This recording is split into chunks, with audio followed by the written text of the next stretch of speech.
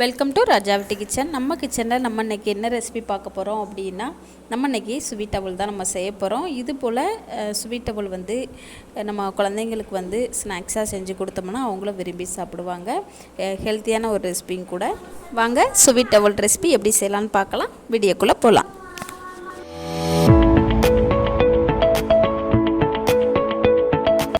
ஒரு கப் அளவுக்கு வெள்ளை அவல் நான் எடுத்து வச்சுருக்கிறேன். நீங்கள் எந்த கப்பில் வந்து அவல் எடுக்கிறீங்களோ அதே கப் அளவுக்கு அரை கப் அளவு வெள்ளை எடுத்துக்கிட்டிங்கன்னா சரியாக இருக்கும். ஒரு அரை கப் அளவுக்கு பொட்டுக்கடலை எடுத்து வச்சுருக்கிறேன். ஒரு 1/4 கப் அளவுக்கு கருப்பெள்ளு நான் எடுத்து வச்சுருக்கிறேன். ஒரு ஏலக்காய் நான் தட்டி எடுத்து வச்சுருக்கிறேன். ஒரு கப் அவலுக்கு அரை கப் அளவுக்கு வெள்ளை எடுத்து வச்சுருக்கிறேன். அவ்வளோதாங்க நமக்கு தேவையான பொருள். அடுத்ததாக நம்ம ஸ்டவ் ஆன் பண்ணி ஒரு கடாய் எடுத்து வச்சிடலாம். நம்ம எள்ளை வறுத்து எடுத்துக்கலாம். கடாய் சூடாயிடுச்சு. நம்ம எள்ளை சேர்த்துட்டு நல்லா கலந்து விட்டுடலாம். பாருங்கள், எள்ளு நமக்கு நல்லா பொரிஞ்சு வர ஆரம்பிச்சிருச்சு. இந்த டைமில் நம்ம ஸ்டவ் ஆஃப் பண்ணிக்கலாம். வேற ஒரு பாத்திரத்துக்கு மாற்றிக்கலாம்.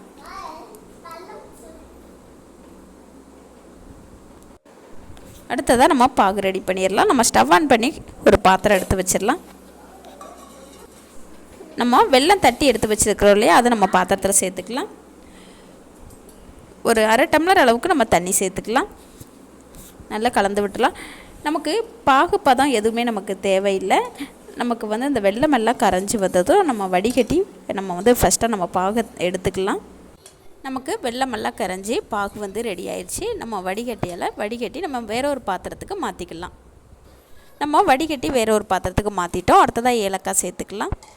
நான் ஏலக்காய் சேர்க்குறப்ப வீடியோவை ஆன் பண்ணாமலே சேர்த்துட்டேன். அடுத்ததாக நம்ம எடுத்து வச்சுருக்கிற நம்ம அவலை சேர்த்துக்கலாம். கூடவே நம்ம வறுத்து எடுத்து வச்சுருக்கிற எள்ளையும் நம்ம சேர்த்துக்கலாம். அரை கப் அளவுக்கு பொட்டுக்கடலை எடுத்து வச்சுருக்கிறோம் இல்லையா, அதையுமே நம்ம சேர்த்துட்டு நல்லா கலந்து விட்டுடலாம்.